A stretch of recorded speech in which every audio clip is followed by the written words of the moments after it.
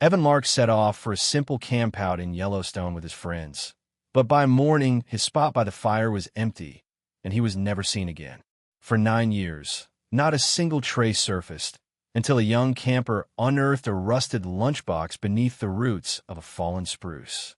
Inside lay a circle of human teeth, each wrapped with care, a discovery that would reopen one of the park's darkest secrets.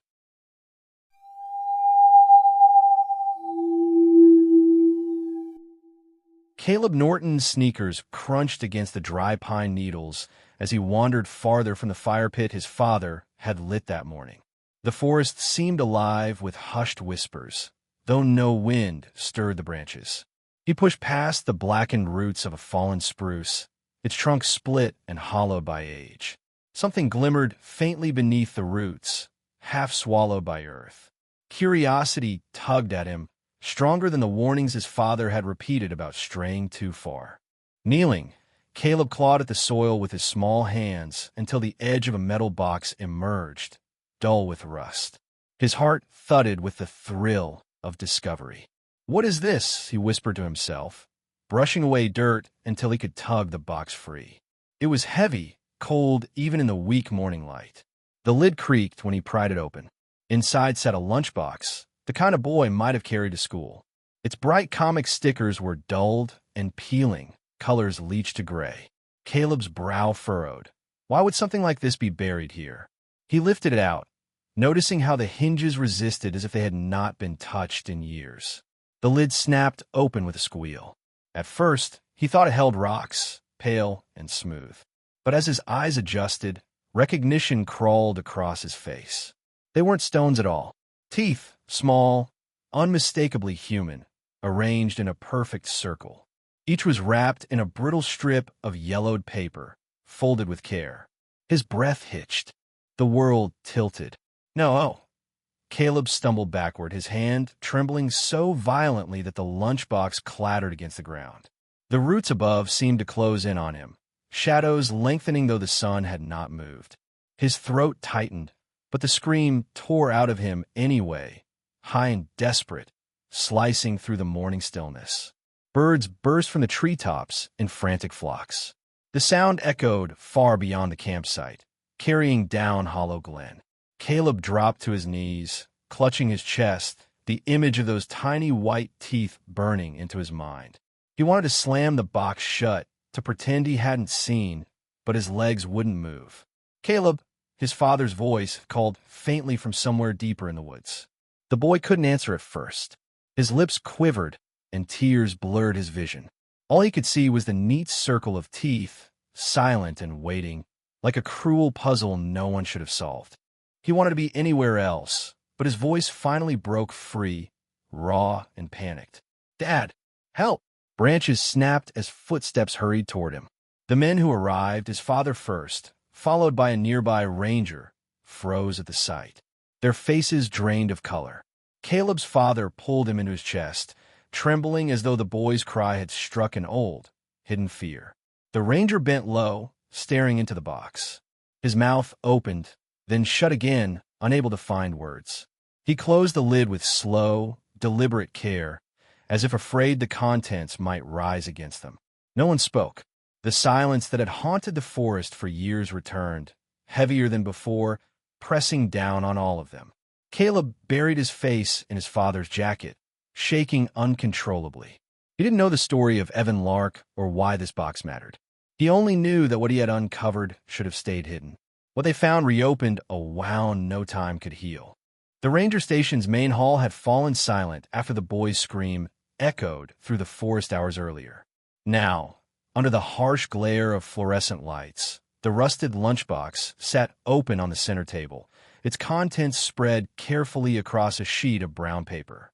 Samuel Dyer stood over it, arms stiff at his sides, his breath shallow. The small teeth lay in a perfect circle, each one wrapped in thin, yellowed paper. His throat tightened. He had seen these teeth before, or rather, he had seen the lunchbox they had been locked inside. Samuel leaned closer, his fingers hovering but refusing to touch. Faded comic stickers clung to the box's surface, edges curled and peeling, the colors dulled by rust and time. His vision blurred as memory rose unbidden, a boy's laugh, high and eager, bragging about his peanut butter sandwiches. "My dad says I get the best ones." Evan had said that morning, his small hands gripping this very lunchbox like treasure. Samuel's heart hammered in his chest. That was the last time he had spoken to him. Behind him, murmurs of disbelief rustled among the other rangers. One suggested the teeth belonged to an animal, another that some prankster had staged the entire find. Their words buzzed like flies in Samuel's ears, hollow, desperate, meant to bury what none of them wanted to face. "No," Samuel muttered, louder than he intended. His voice cracked, and the others turned to stare. He straightened, his jaw set, eyes fixed on the rusted metal. "These aren't animal teeth, and they're not a prank." Ranger Lewis shifted uneasily, crossing his arms. "You can't know that. Could be anything. Kids pull sick jokes. Maybe they found teeth in the woods and thought this would scare people." Samuel shook his head sharply, his voice low but firm. "I remember this lunchbox. I remember him carrying it. This was Evan's." The room fell into a tense silence. Marcus Hale, the park director, cleared his throat and adjusted his glasses. His expression was tight, the way it always was when reporters circle close. "Let's not rush to conclusions. We'll log the evidence, send it for examination. Until then, we say nothing outside this building. The last thing we need is hysteria." Samuel's chest burned at the word. Hysteria. Silence. Covered up like always. He clenched his fists until his nails dug into his palms. 9 years ago, they had done the same, whispered in offices, smoothed over questions, insisted the boy had wandered off. Samuel had been young then, a rookie desperate to follow orders. He had swallowed his doubt, ignored the trail that had ended too abruptly in Hollow Glen, and told himself it was just bad luck. Now, staring at those wrapped teeth, the guilt swelled until he could hardly breathe. "I was there," Samuel said quietly, his eyes never leaving the lunchbox. His voice trembled but grew steadier with each word. "I saw him before he vanished. He showed me those stickers, bragged about them like they were gold. And later, when we searched, I found prints. Small light. They went off the trail near Hollow Glen, then just stopped, like the earth swallowed him." The younger rangers exchanged uneasy glances, shifting on their feet. Lewis muttered something under his breath, but Samuel pressed on, his voice carrying a conviction that startled even him. "You can keep pretending," he said, lifting his gaze to the director. "You can call this a prank, call me mistaken. But know what I saw. I've carried it for 9 years. And now," he motioned to the circle of teeth, his hand trembling. "Now it's back. The forest doesn't forget." The director's mouth tightened. "That's enough, Dyer." But Samuel didn't stop. His pulse roared in his ears, words spilling like water from a cracked dam. "You can bury reports, you can silence parents, but you can't bury this. He was taken. And I swear to you, I'll find out how, even if I have to do it alone." The other men stared at him, a mix of fear and discomfort in their eyes. No one moved to stop him, but no one spoke in support either. The fluorescent light flickered above, casting their shadows long across the table. As Samuel stepped back, the smell of rust and old paper filled his nose, clinging like a curse. Outside, the wind howled through the pines, carrying with it a whisper only he seemed to hear. The night pressed in against the glass windows, heavy with memory. Samuel turned away from the lunchbox, but the sight of those teeth, those tiny, fragile remains wrapped with deliberate care, burned into his mind. They weren't simply relics of a boy who had vanished. They were a message. And deep down, Samuel knew, the forest itself had chosen to speak again. The truth had been buried, but the forest had decided to dig it up. Detective Marcus Vate bent low over the lunchbox, the brittle hinge squeaking faintly as he pried it open wider. The faint smell of rust and damp soil clung to the air, mixing with the sharper tang of old metal. Inside, the teeth glimmered faintly in the dim ranger station light, each one wrapped in thin paper that had yellowed with age. Marcus's eyes narrowed. He had seen plenty of human remains in his years of service, but this arrangement, The careful circle, the precision of the folds, felt deliberate, not careless. He drew in a slow breath, the weight of memory pressing down on his chest. 9 years ago, this very case had slipped through his fingers, and he had never forgiven himself for walking away empty-handed. He reached forward with gloved fingers, lifting one of the teeth gently. The enamel caught the light, revealing faint lines carved into its surface. At first glance, they seemed like scratches, but Marcus angled it closer to the lamp. The lines repeated across several teeth, forming patterns too purposeful to be chance. His jaw tightened, and his pulse thudded in his ears. Whoever had done this had taken time, patience, and knowledge of something beyond his understanding. The room was heavy with silence, broken only by the shuffle of boots as Ranger Samuel Dyer shifted uncomfortably near the door. Samuel had been watching Marcus the entire time, arms crossed tightly, shoulders drawn up as if bracing against an invisible storm. Marcus glanced at him. "You've seen this before," he said quietly, his voice edged with both curiosity and accusation. Samuel swallowed hard, his Adam's apple bobbing. I don't know what I've seen anymore, but I remember that lunchbox. Evan showed it to everyone before the trip. Same peeling stickers, same handle." His voice cracked slightly, betraying the guilt that had been buried for nearly a decade. Marcus studied him carefully, reading the nervous twitch of Samuel's fingers as they tapped against his belt. He recognized the signs of a man carrying secrets. When a boy disappears, the details matter. Marcus pressed, his tone firm. "I need the details you buried, not the ones you're comfortable sharing." For a moment, Samuel stared at the floorboards, jaw clenched, before he finally raised his eyes. His gaze was haunted. "There are footprints," he admitted, voice low. "Not just Evan's. Someone else's." They led away from the trail, then stopped. Just stopped, like they'd been wiped away. His words hung in the air like a confession, pulling Marcus deeper into the shadow of unanswered questions. The detective leaned back, folding his arms. His mind churned with possibilities. He had expected neglect, maybe incompetence, but not this. Prince vanishing mid-trail? Either a deliberate cover-up or something even stranger. He thought of the etchings on the teeth, the unnatural precision.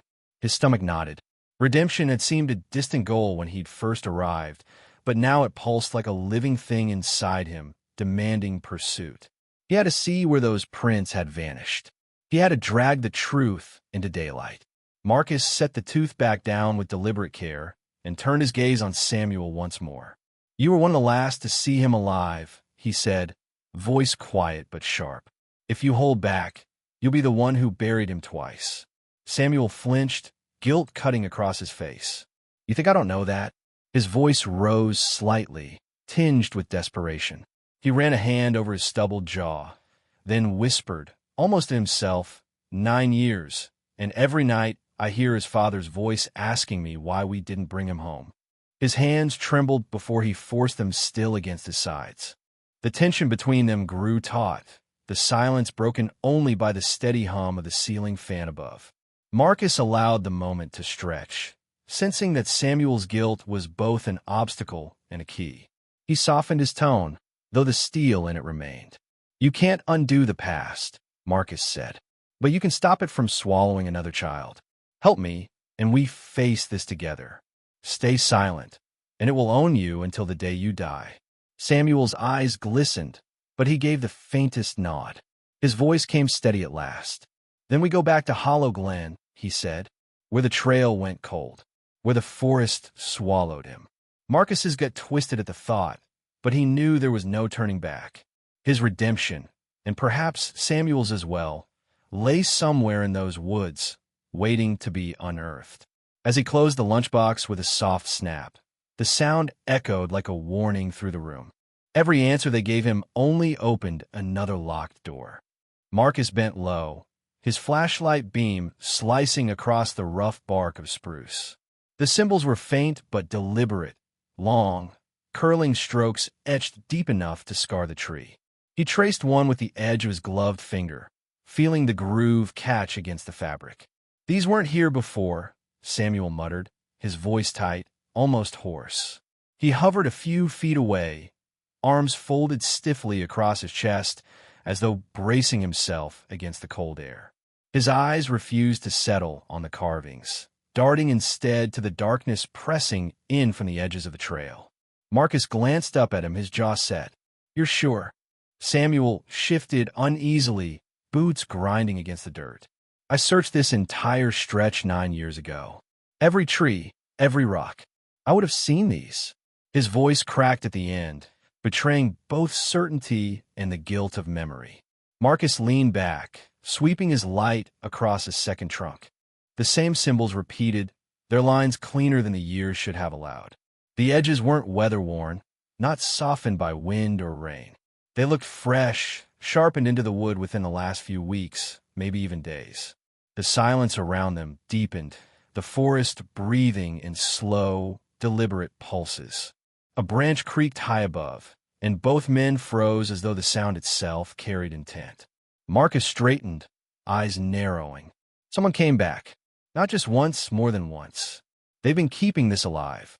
He felt his chest tighten with the weight of what that meant. This wasn't the lingering mark of a single crime. It was maintenance, ritual care. Samuel finally forced his gaze onto the tree. He stepped closer, the beam of Marcus's flashlight catching the hard lines in his face. Sweat had formed at his temple despite the night chill. He raised a trembling hand, but stopped inches from the bark, unwilling to touch it. I thought we were dealing with a boy lost to the woods. Maybe someone got careless, maybe an accident. But this," his voice faltered, and he shook his head. "This is worse." The weight of Samuel's words hung between them. Marcus's mind, sharp with years of cases and failures, locked onto the implication. If someone had carved these after the boy's disappearance, they hadn't simply stumbled onto Hollow Glen. They had chosen it. And if they had chosen it, they were still here. Marcus tightened the strap of his satchel and crouched again, scanning the forest floor. Leaves shifted under his boots, but no tracks remained. Too much time, too many rains. Still, his instincts told him eyes were on them now, watching, waiting. "You want to keep going?" Samuel asked suddenly. His tone was low but urgent, like a man standing at the edge of a cliff. "Because I'll tell you straight, I don't. Not if this is what I think it is." His hands gripped the straps of his pack until the knuckles whitened. Marcus lifted his gaze, the beam of his light falling on Samuel's uneasy expression. For a brief moment, doubt touched him too. The forest pressed, so close it felt alive, as though the symbols themselves had given it purpose. But retreat meant failure again, and he had carried that failure for 9 years. He would not let it rot further. "We don't stop," Marcus said firmly. His voice carried the kind of conviction that dared the shadows to respond. "If these markings are here, they're meant to lead us somewhere. And if someone's still making them, we need to know why." Samuel exhaled slowly, a sound that trembled on its way out. He looked at Marcus, saw the set of his jaw, and knew the man wouldn't be turned. With reluctant resolve, he gave a single nod. "Fine, but we stay together. No splitting up like before. Not ever again." Marcus flicked off his flashlight for a moment, letting the moonlight bleed through the canopy. The symbols glowed faintly in silver blue light, as though the forest itself acknowledged their presence. His pulse quickened, but he forced his breathing steady. "Let's move," he whispered. They pressed deeper into Hollow Glen, each step muffled by damp earth and fallen needles. The symbols multiplied along the trunks, some faint, others fresh, guiding them like a path laid long ago. Samuel's eyes flicked left and right, his shoulders stiff, as though expecting a figure to step out from behind any tree. Marcus, though outwardly calm, felt the same tension coil in his gut. A sudden crack echoed, a branch snapping under unseen weight. Both men froze. Marcus raised a hand to silence Samuel before the ranger could speak. They waited, listening. The forest held its breath again.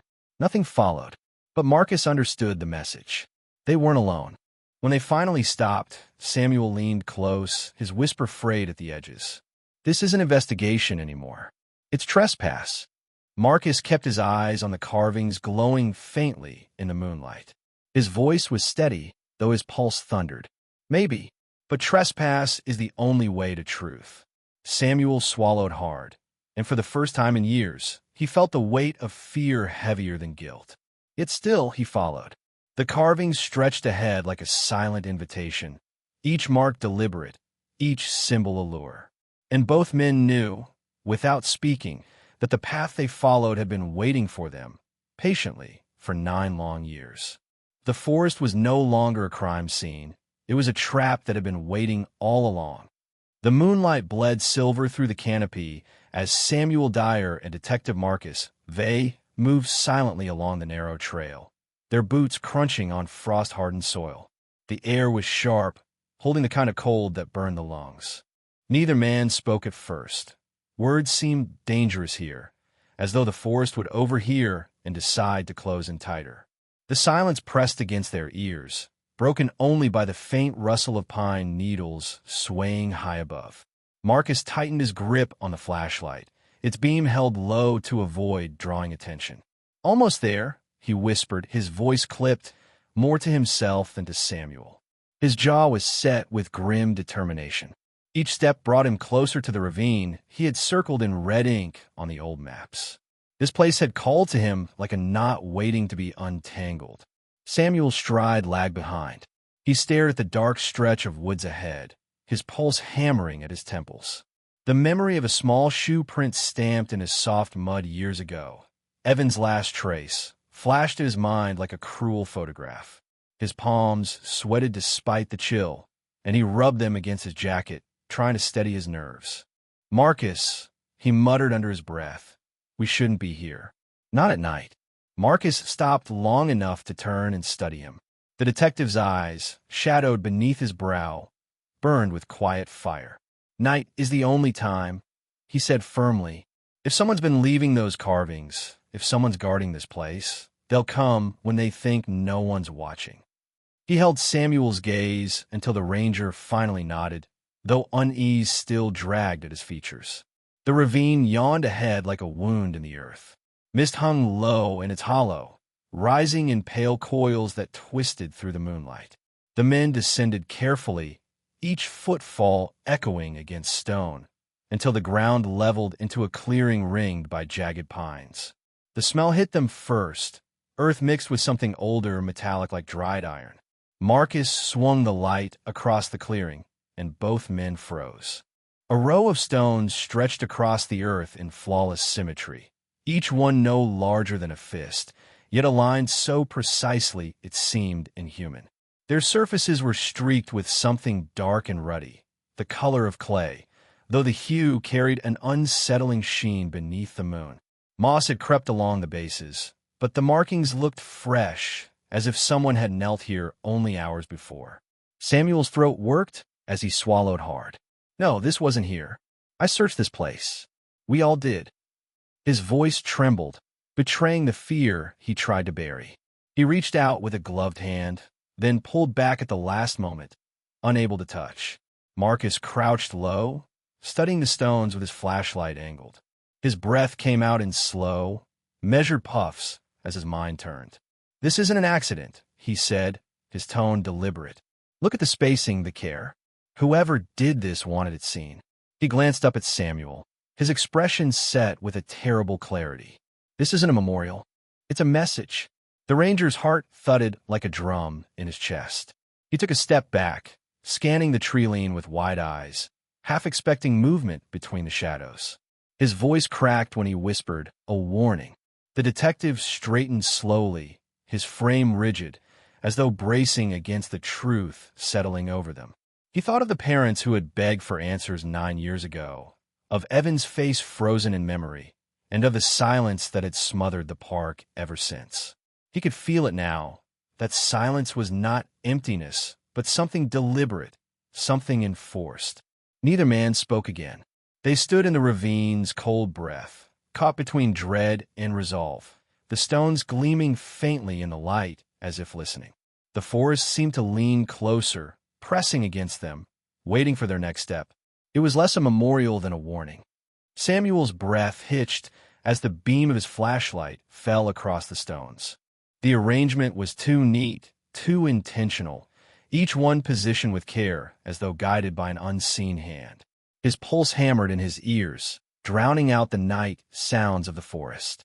He stepped closer, his boots crunching softly on the pine needles, and felt his throat tighten. "They weren't here before," he whispered, his voice cracking with the weight of disbelief. His eyes darted between the moss creeping along the edges of the stones and the eerie symmetry of their placement. "I swear on my life, Marcus, I've walked this trail 100 times. They weren't here." Marcus knelt, his expression grim. The detective extended a hand toward one of the stones, fingertips grazing the streak of dark red smeared across its surface. The substance was hardened, brittle, yet sticky at the center where the cold, damp air kept it from fully drying. He lifted his hand to the light, frowning. "This isn't clay," Marcus muttered, his voice low but steady. He rubbed his fingers together, then grimaced as recognition struck him.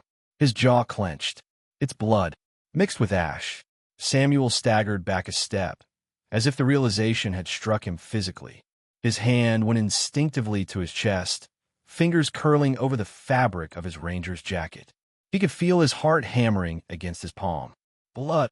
Samuel's tone was strangled, disbelief clashing with dread. "Here? After all this time?" Marcus didn't look up, his gaze fixed on the pattern of stones.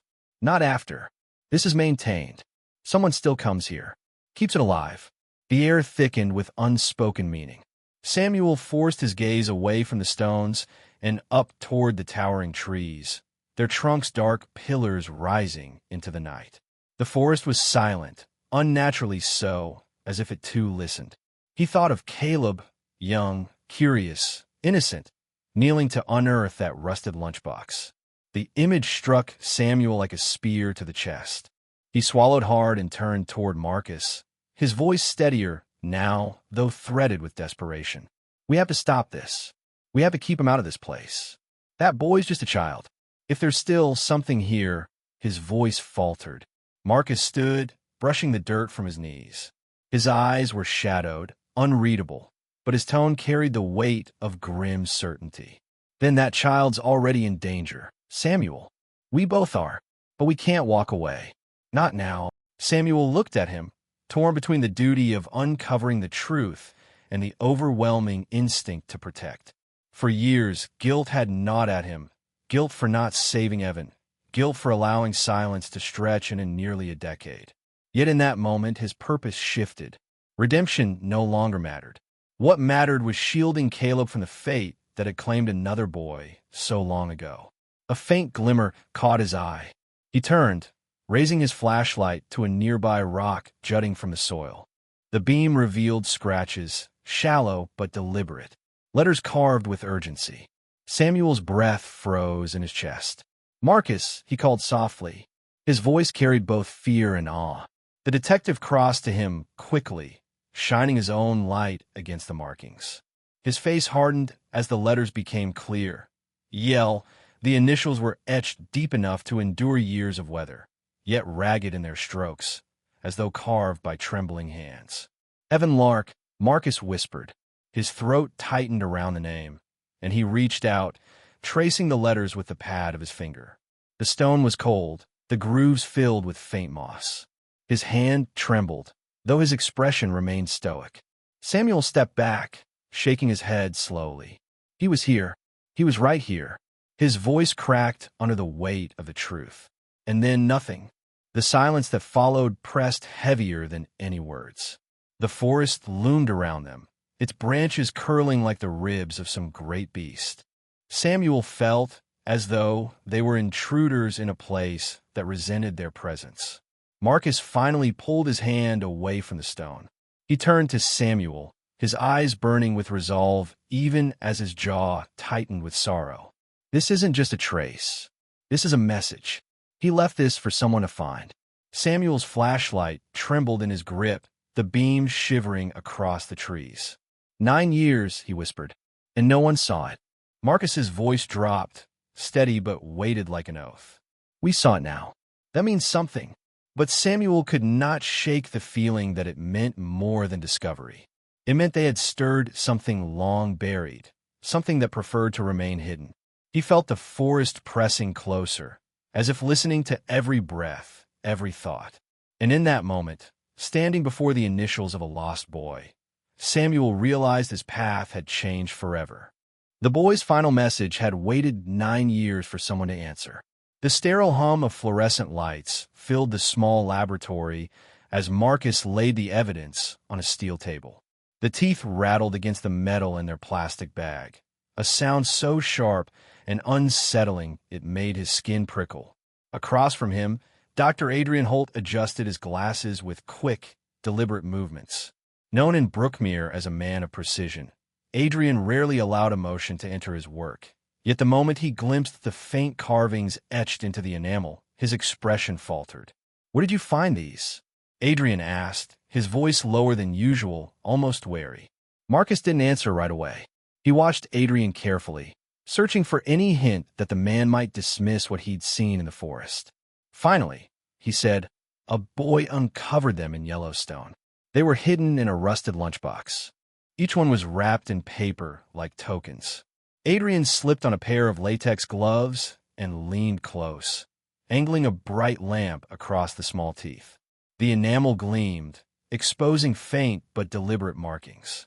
His brows drew together, and his lips pressed into a thin line. "These aren't random scratches," he murmured, more to himself than to Marcus. "Every groove follows a pattern." Marcus leaned over, studying the lines as though sheer willpower might make them reveal their secret. "You've seen this before?" he asked, voice tight with urgency. Adrian hesitated, then turned toward a stack of weathered books on his shelf. He pulled one free, its spine cracked from age, and opened it to a page filled with sketches of strange symbols.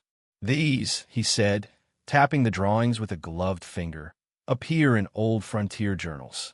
Hunters wrote of marks used by men who believed they could barter with forces beyond themselves.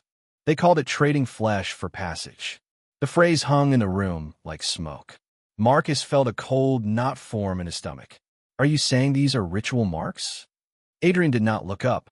He continued examining one tooth under a magnifying glass, his face growing pale. "I'm saying they weren't made by accident. Whoever did this had knowledge and purpose." And Marcus, he glanced up finally, eyes grave. "These teeth aren't all from the same child." Marcus's breath caught. He felt heat rise in his chest, a surge of disbelief fighting against a truth too heavy to ignore. "Not all from Evan." Adrian shook his head. He placed one tooth aside, then another, arranging them in a grim row. "This one is much older than 9 years. The bone density and would suggest a boy older than 12. Maybe more. This one," he pointed to another, "is far younger. Perhaps a child no older than 7. The timeline doesn't match one disappearance. It matches many." The words hit Marcus like a blow. His fists clenched at his sides, nails biting into his palms. For years he had carried the failure of losing Evan, but this revelation spread that weight wider, darker. Evan hadn't been alone. Other children had vanished, their stories buried beneath excuses of wild animals, accidents, or negligence. He could see their faces in his mind. Though he didn't know their names, shadows of boys whose absence had been explained away too easily. When Samuel arrived at the lab, his face already drawn from restless hours, Marcus told him everything. The ranger's knees nearly buckled, and he gripped the edge of the table for support. His voice cracked when he whispered, "So all those disappearances, the ones we brushed off, they weren't coincidence?" Adrian removed his gloves slowly, as if the act itself required strength. "Coincidence doesn't leave carvings like these," he said firmly. "And if someone is still marking them, it means whoever began this work hasn't stopped." Samuel's eyes filled with horror, his guilt flooding back in crushing waves. He had spent 9 years convincing himself Evan was a tragedy of circumstance, a single boy lost to the wilderness. But now the truth loomed. His silence had hidden a pattern. "I should have pushed harder back then," he muttered, shaking his head. His voice rose, edged with desperation. "I should have told the parents what I saw, the footprints, the way they just ended." Marcus caught his shoulder firmly. His jaw was clenched, his eyes burning with a mix of fury and resolve. "We can't change what happened, but we can stop it now. Whoever's behind this is still out there. They've taken more than Evan, and I won't let them keep taking." Adrian stepped closer, his tone uncharacteristically urgent. "You need to hear me, Marcus. Don't chase this alone. If these practices have survived for this long, that means there are men, living men, who protect them. They will not hesitate to silence anyone who threatens their work. You're walking into something older and far more dangerous than you realize." Marcus met his gaze without wavering. His heart pounded, but his purpose burned stronger than fear. "Then let them try," he said, his voice low and steady. "Because if the past has been silent for 9 years, then breaking that silence will awaken enemies they couldn't yet see." Late that evening, Samuel Dyer sat alone in the ranger station, the dim desk lamp casting long shadows across stacks of old case files he had sworn never to revisit. His hands rested on the edge of the desk, fingertips drumming against the wood in a nervous rhythm. The silence pressed against his ears, broken only by the faint hum of the fluorescent light overhead. He thought of the ravine, of the stones marked in blood, of the initials carved into rock. Every detail clawed at him, refusing to let him rest. The shrill ring of the office phone shattered the stillness. Samuel jumped, his chair scraping loudly across the floor. He hesitated, staring at the blinking red light as though the device itself were dangerous. Finally, with a shaking breath, he lifted the receiver. "Hello." His voice cracked. For a moment, there was nothing but static, a low hiss like wine through pine needles. Then a man's voice slipped through, measured, calm, disturbingly deliberate. "The boy's debt was never yours to pay," the voice said. The words were smooth, as if rehearsed, but carried the weight of a threat. "Leave Hollow Glen, or we will collect again." Samuel froze. The receiver grew, slick in his hand. His heart hammered against his ribs as he struggled to breathe. Whoever this was, they knew. They knew he and Marcus had been to the ravine. They had watched. He forced himself to speak, his throat dry. "Who are you?" Silence. The line clicked dead. Samuel lowered the receiver with trembling fingers. His reflection in the dusty window across the room looked pale, almost ghostly. He thought of Caleb Norton, the boy who had stumbled upon the lunchbox. His gut clenched at the idea of another child being collected. When Marcus Vey arrived minutes later, Samuel relayed the message in halting words. The detective stood stiffly, his jaw tight, his eyes narrowing like a predator catching scent of prey. "They're close," Marcus said, his tone sharp, almost cold. He leaned forward, gripping the edge of the desk. "They wouldn't have warned us unless we were pushing them. This is good." "Good," Samuel barked, his voice breaking with panic. "They threatened to take another child. You don't understand what it feels like to carry that weight." "I can't." Marcus cut him off, his voice low but firm. "Listen to me, Samuel. This means they're watching. If they're watching, we can turn that against them. Set a trap. Catch them in the act." Samuel swallowed hard. His palms were clammy. "And if they're ready for us, then we adapt," Marcus replied. His eyes glinted in the lamplight, fierce with determination. "But doing nothing is not an option." The ranger slumped back into his chair, torn between dread and duty. The guilt of Evan's disappearance still lived in him like a parasite, whispering that silence had been his sin 9 years ago. Could he commit the same sin again? He closed his eyes and exhaled, steadying himself. "Fine," he muttered. "We'll do it your way." That night, under a sky smothered by clouds, they moved into Hollow Glen with gear packed into heavy rucksacks. Their boots sank into damp soil as the forest closed in around them, the trees looming like silent sentinels. Marcus carried a set of trail cameras, their lenses small but sharp, while Samuel held a flashlight close to his chest, its beam quivering with each tremor of his hand. The ravine greeted them with its familiar unease. The stone circle lay waiting, unchanged, the streaks of dried blood glinting faintly in the moonlight.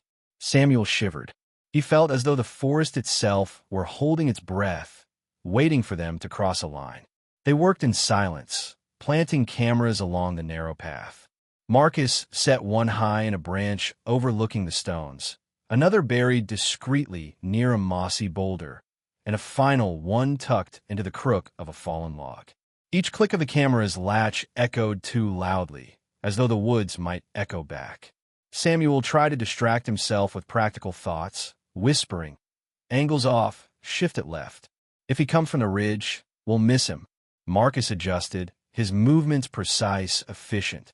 "Good eye," he muttered, though his voice carried the tension of a coiled spring. When the last camera was secured, they retreated to the ranger station, breathless with a mix of relief and unease. Hours dragged by as they monitored the feeds, the static glow of the monitor painting their tired faces pale. Samuel's eyelids grew heavy, but Marcus remained rigid, his gaze unblinking. Then it happened. One feed flickered to life with motion.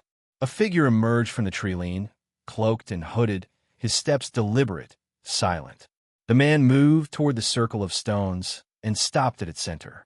He stood there, utterly still, as if he had been waiting. Samuel's mouth went dry. "That's him," he whispered, his voice barely audible. The hooded man tilted his head, almost curious, then slowly turned toward the hidden camera. Though his face remained shrouded, the intent was unmistakable. He raised a single finger to his lips, the gesture slow, deliberate. Marcus leaned forward, fists clenched so tight his knuckles whitened. The room felt smaller, the air heavier. The figure's lips moved. Quiet. The words slipped through the speakers, soft and precise, yet it filled the room with dread. Samuel recoiled from the monitor, his chest heaving. The detective's eyes narrowed, burning with fury. The footage showed a man, cloaked and hooded, standing over the circle of stones. He turned toward the camera, raised a finger to his lips, and whispered, "Quiet."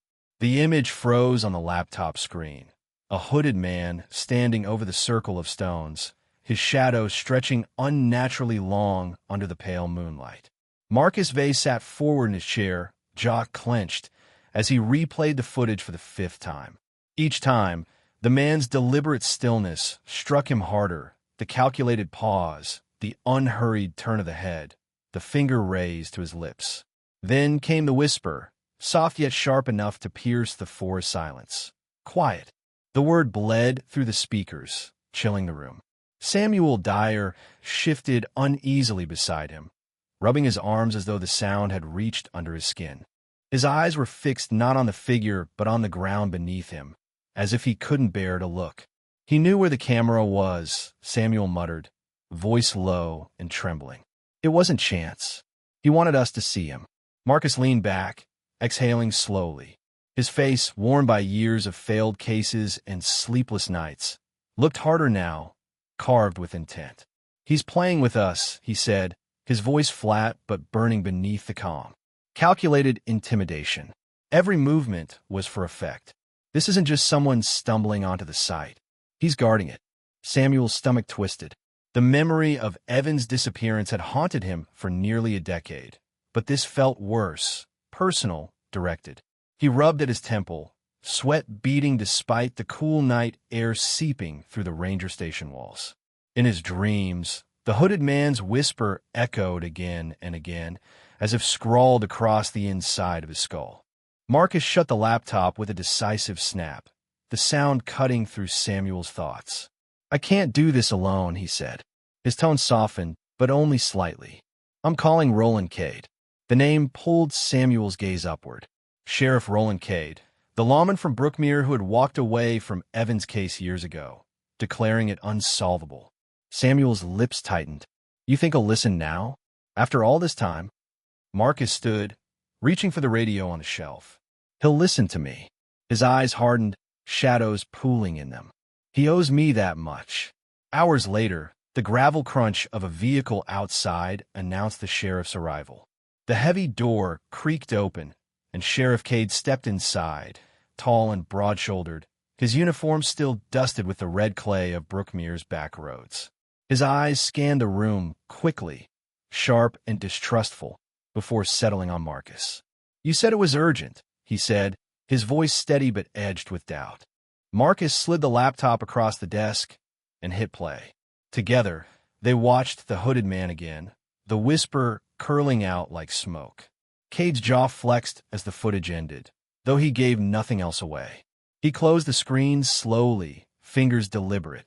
"You know what this looks like?" he asked, his voice low. "I don't care what it looks like," Marcus snapped, leaning forward. "You saw what I saw. He's real. He's been watching us. And if he's watching, then he's connected." Cade's expression hardened. "Marcus, I told you years ago this case was cold. You dragged me back out here with a shadow on film and a whisper in the dark. It's not just a shadow." Marcus's voice rose, raw with desperation. He caught himself, forcing it down, but his hands trembled as he pressed them flat against the table. "You know how many kids have vanished near these woods? Evan wasn't the first, and he wasn't the last. Someone is making sure we stay silent." The room held stillness, the only sound the ticking of the wall clock. Samuel shifted uncomfortably in his chair, his voice breaking the silence. "Sheriff, I was there when Evan disappeared. I saw footprints vanish into nothing. I didn't speak up then, and I've regretted it every day since. But this isn't my imagination. He wanted us to see him, to warn us." Cade studied him, the lines around his eyes deepening as though weighing the years of guilt pressed into Samuel's words. Finally, the sheriff nodded once. "Fine, but you'd better bring me proof, Marcus. Not whispers, not shadows. Hard evidence." Marcus leaned back, relief flickering through his exhaustion. "That's exactly what I planned to get." But Samuel sat in silence, his pulse hammering. He didn't share Marcus's resolve. He couldn't. The hooded man's whisper still throbbed in his ears, not as a warning, but as a curse. He remembered the boy's lunchbox, the teeth, the symbols carved in bone. He remembered standing by 9 years ago while evidence was dismissed. And now, with the hooded figure staring directly into their lens, Samuel felt the past collapsing onto the present.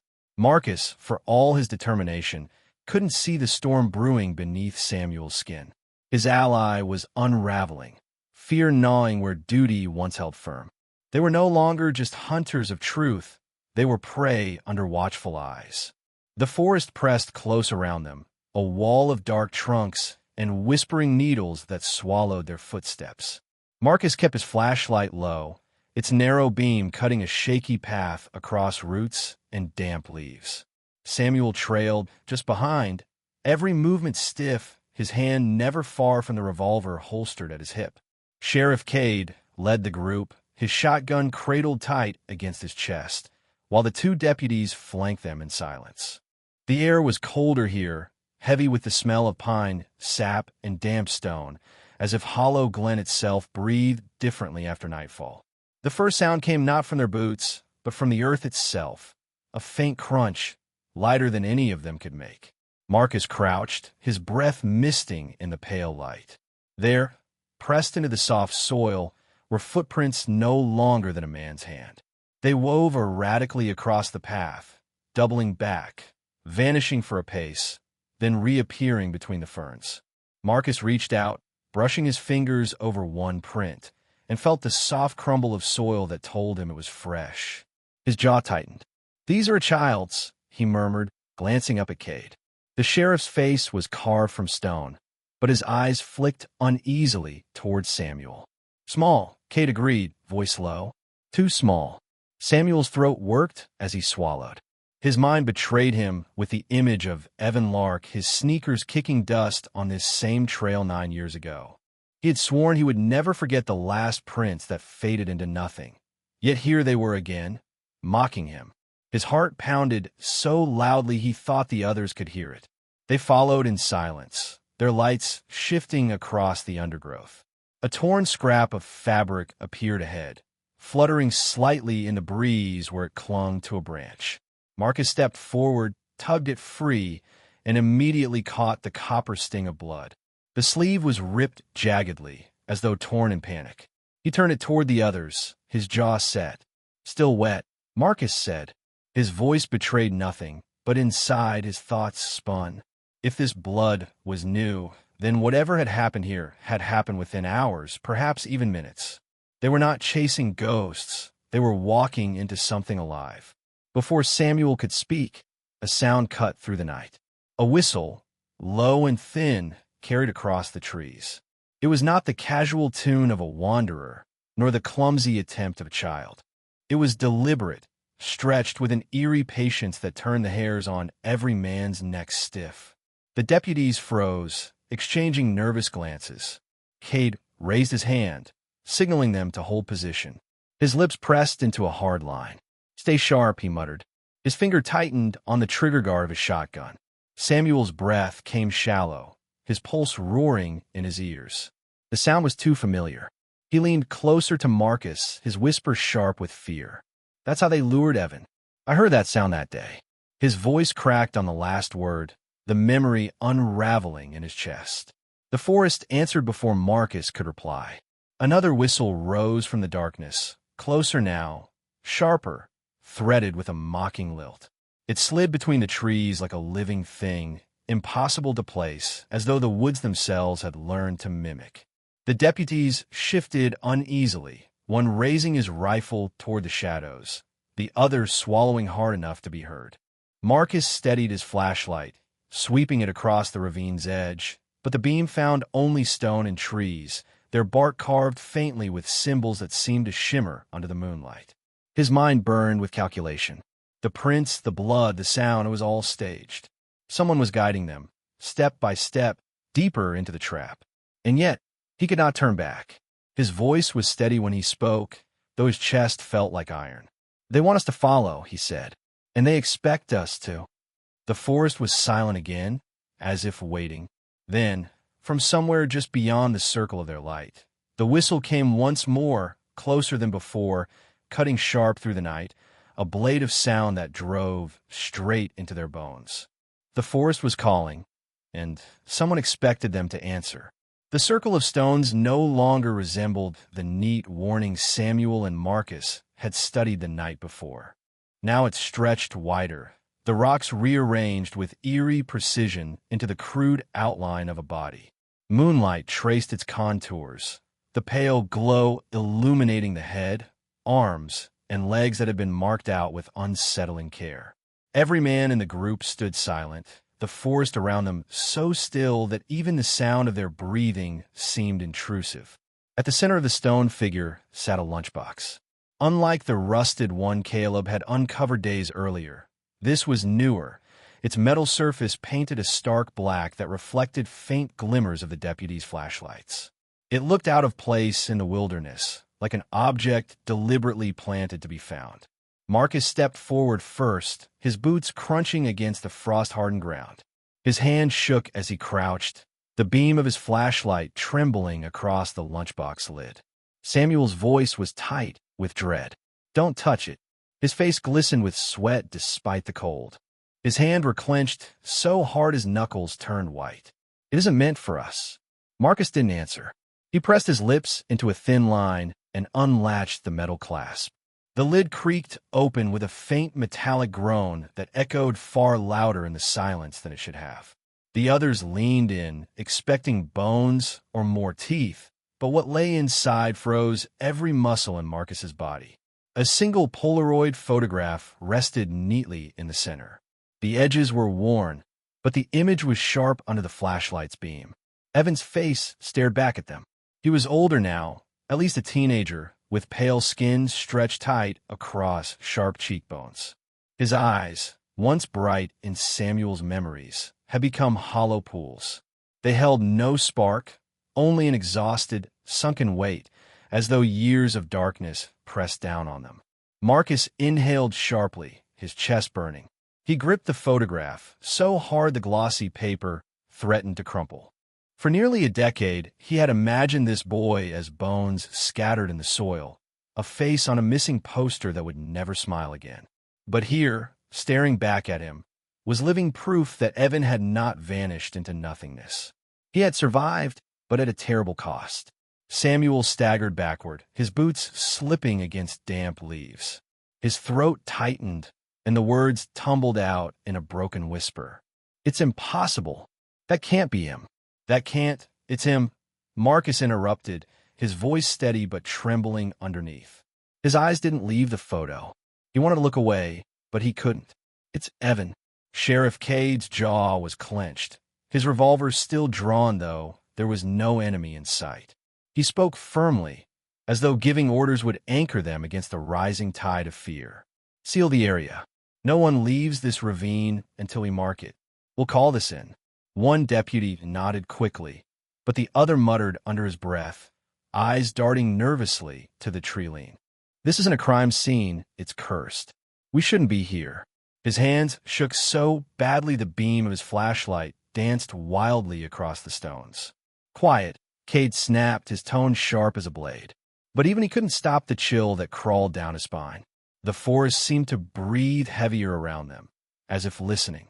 Marcus lowered the Polaroid slowly, his knuckles white around its edges. In his mind, a war raged between hope and horror. If Evan was alive, then he could still be saved. Yet the boy's sunken eyes whispered of something worse than death. Marcus felt the crushing weight of responsibility. He had failed to find Evan 9 years ago. He would not fail now. His voice came low but unshakable. "I will find him, no matter the cost." Samuel's gaze flickered from Marcus to the photograph, and then to the shadowed forest that surrounded them like a closing fist. His chest heaved, and he pressed a trembling hand to his mouth. Deep down, he understood the truth Marcus refused to voice aloud. If Evan lived, then he had lived under the control of something unspeakable. Survival itself meant he carried evidence of that darkness, and evidence always demanded silence from those who created it. Samuel's body sagged under the weight of this realization, his guilt pressing harder than ever. His voice came out ragged, barely above a whisper. And proof, Samuel realized, was something people killed to protect. The lamplight flickered in the ranger station, stretching shadows across the wooden walls. Marcus leaned over the Polaroid, his jaw tight, his hands steady in appearance, but trembling faintly beneath the weight of discovery. The image seemed to glow under the lamp's beam. Evan, pale and hollow-eyed, but undeniably alive. Yet Marcus's attention was fixed not on the boy's face, but on the faint detail behind him. A wooden door carved with the same sharp, looping symbols etched into the teeth they had found. His chest tightened. Somewhere in Yellowstone, a hidden place existed. Somewhere in those endless woods, Evan had been kept. Sheriff Cade stood nearby, arms crossed, his hat pulled low to shield tired eyes. He watched Marcus with wary patience, but his voice carried the sharp edge of command. "We can't just march into the dark with half a plan. You've seen what we're up against. Whoever left this door in the photo isn't hiding by accident. They're guarding something." Marcus didn't lift his gaze from the Polaroid. His voice came low, controlled, but heavy with a determination that bordered on obsession. "That door is the key. He's alive, and every second we waste, he's further from our reach." His finger tapped the faint symbols in the picture. "This is the same language carved on the trees, on the stones, on those teeth. It all points to one place. We don't need to wait for permission. We need to move."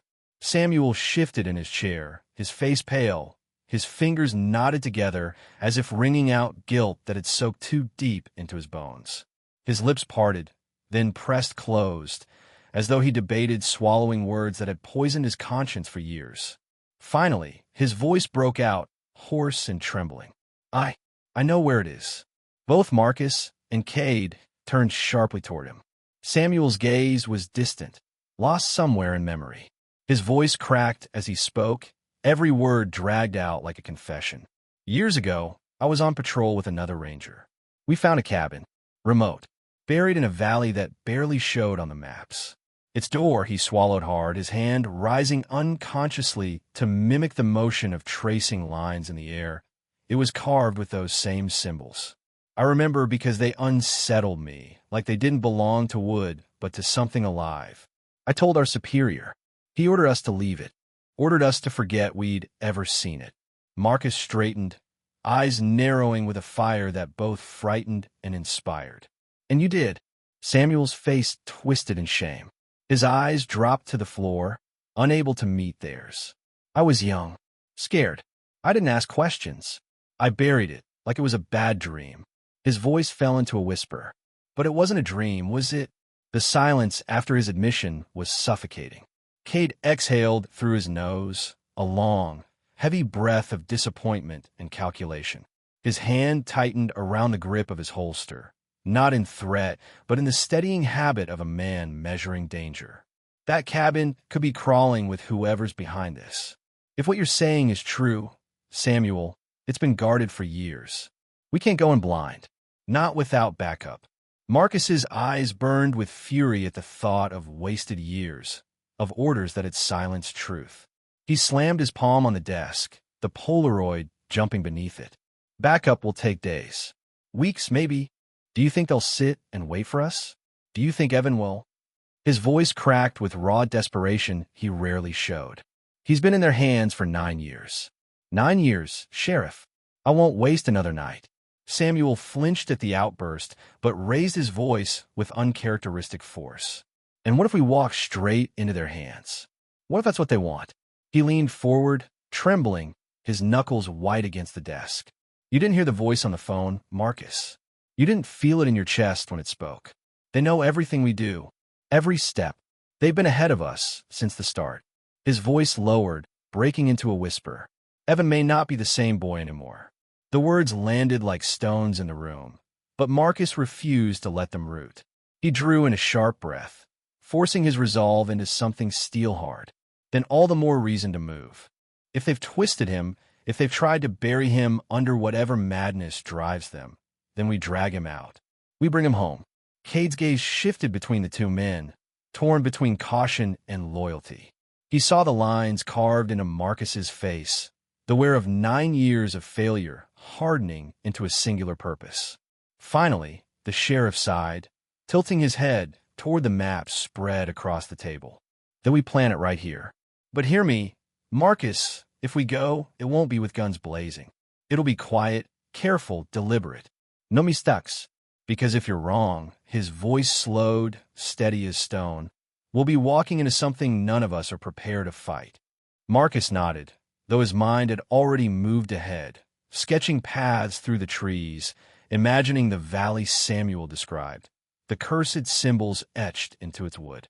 He pressed the Polaroid flat again, his thumb smudging the edges of Evan's faint face. A storm of dread, guilt, and rage swirled inside him, but above all was purpose. The lamplight flickered again, shadows dancing across their tired faces. Outside, the first threads of dawn crawled over the tree-line, painting the horizon in pale gray. The forest loomed just beyond, endless and watchful. Marcus felt its presence even here, as though it listened through the walls, waiting for their next move. He rose slowly, pocketing the Polaroid with the care of a man sealing away both evidence and promise. His voice was quiet now, but it carried an unshakable weight. We find that cabin. We find the door. And we tear the truth out of whatever waits behind it. Sheriff Cade gave a small, reluctant nod. Samuel turned his face away, his shoulders slumped under the burden of memory. The room fell silent again, but in that silence, a decision had been carved as surely as the symbols in wood. The answers lay behind that door, and Marcus was prepared to break it open. The cabin appeared out of the shadows like something grown rather than built, its crooked frame swallowed by 2 cliffs and the creeping arms of pine. The door stood in silence, heavy and scarred with the same symbols carved into the teeth and the Polaroid. The marks caught the fading light like wounds that refused to close. Samuel stopped dead in his tracks, his breath catching in his throat. There, he whispered hoarsely, pointing a trembling finger. Marcus stepped forward without hesitation, the air so damp it felt like it clung to his skin. Sheriff Cade adjusted the rifle slung over his shoulder, his eyes darting between the cliffs as if expecting them to close in. Every sound, the crunch of their boots, the rustle of branches, seemed to echo louder than it should, swallowed and returned by the valley. The stench grew stronger as they neared the door, a mixture of mold, rust, and something sharper, iron and rot. Marcus pressed a hand against the wood, feeling grooves where the symbols had been carved. The door gave way with a reluctant creak. Inside, the cabin was a hollow shell of silence. No chairs, no table, nothing to suggest a home. Yet the emptiness was heavier than any clutter. Chains hung from the rafters, some broken, some intact, their rust flecked with newer scratches. The faint metallic tang of old blood lingered in the air. Samuel recoiled, his hand covering his mouth as if the smell itself could choke him. In the corner lay a bedroll, flattened and filthy.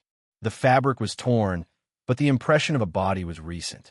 Marcus crouched, running his palm lightly over the fabric. It was still warm. His chest tightened. Whoever had been here wasn't gone long. Then Samuel's gaze fell to the floor, and his knees buckled. Polaroid photographs sprawled in careful rows, dozens of them, their glossy squares catching the beam of Marcus's flashlight. Each photo showed a boy, different ages, different faces, but every one hollow-eyed, expressionless, their innocence stripped into vacancy. Sheriff Cade muttered under his breath, his voice taut with disbelief. "This is no accident. This was collected."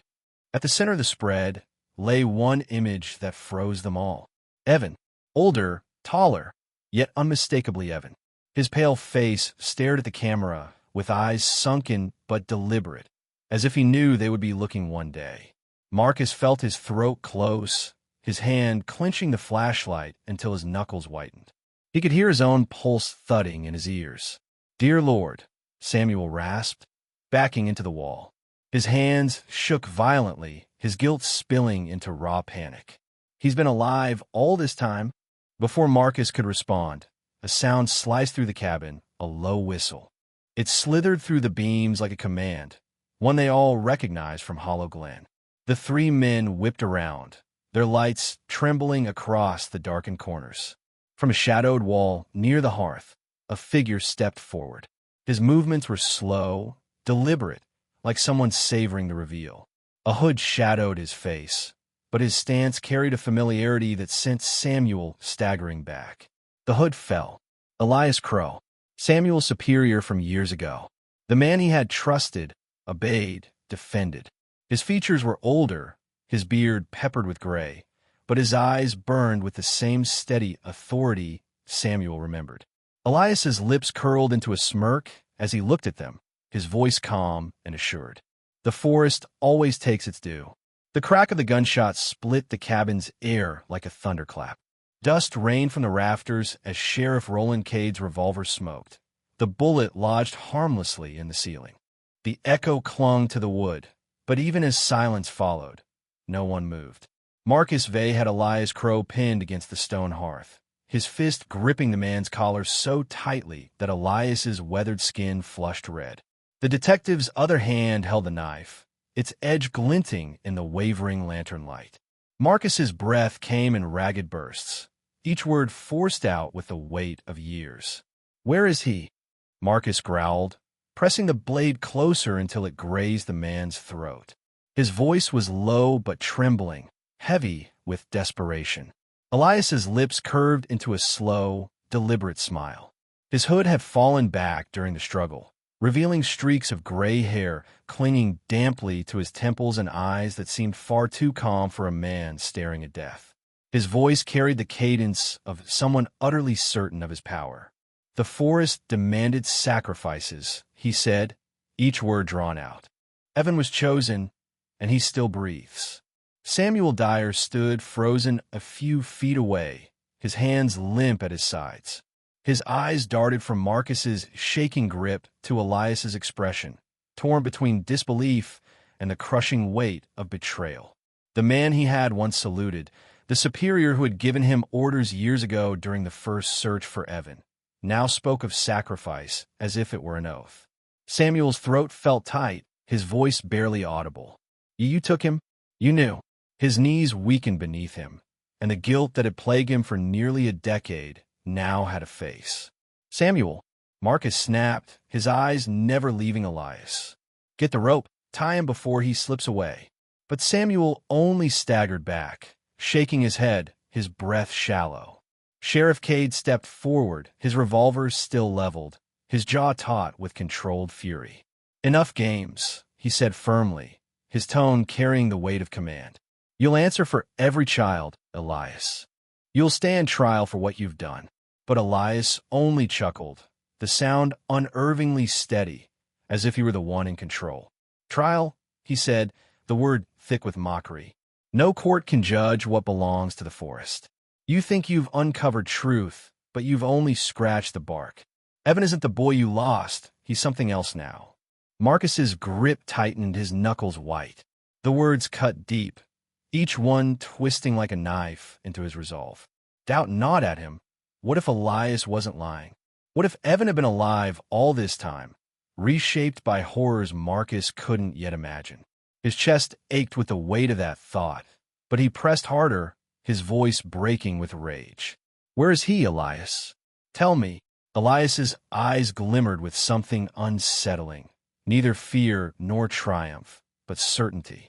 Then, with a sudden motion too quick for Marcus to anticipate, the older man slammed his hand against the stone hearth. A hollow click echoed beneath them. Before Marcus could react, the ground shifted violently. The hearth groaned as a hidden mechanism released, and the floor beneath Elias's back yawned open. With a smirk carved into his face, Elias whispered, "Find him, if you dare." The trap door gave way, and Elias dropped into darkness.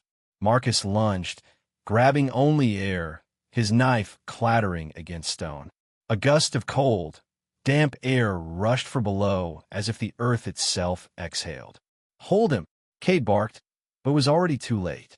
The hatch slammed shut with a reverberating thud that seemed to shake the cabin's very frame.